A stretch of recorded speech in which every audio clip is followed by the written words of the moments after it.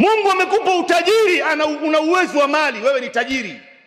Watu wako wa karibu, wajomba zako, mashangazi wako, mahalati wako, ndugu zako, wajukuu wako, hawa si watu wa kuandikiwa zaka.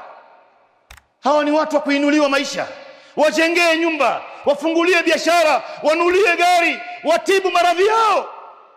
Ikiwa labda wewe huna uwezo wa mali, zaka yangu mimi nangojea mpaka mwisho wa mwaka ndo nipige mahesabu niangalie ni ngapi, ni shilingi 50,000, ni 100,000.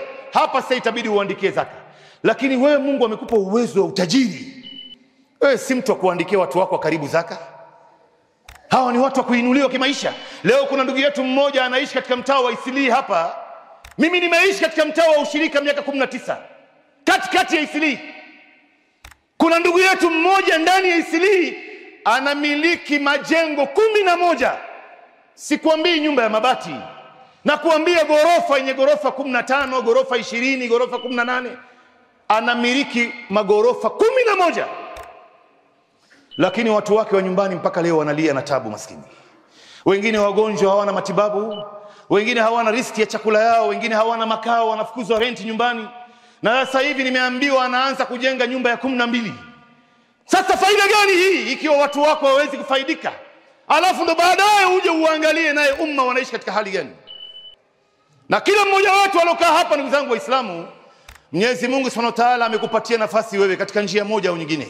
Ima wewe ni kiongozi, ama wewe ni umepewa wadhifa wa kusimamia katika ofisi au kusimamia katika idara, au wewe labda umepata kazi katika serikali. Hii ni nafasi ya dhahabu kuweza kuinua maisha ya watu. Wallahi ni nafasi ya dhahabu ambayo huwezi kuipata. Si kila mtu anaipata nafasi kama hii.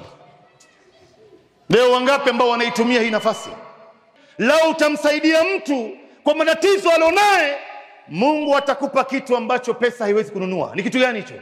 Mungu atakupa usingizi mwanana, atakupa afya njema, atakupa amani katika maisha yako, atakupa riziki sahali, atakupa hali nzuri na mwisho mwema katika dunia hii.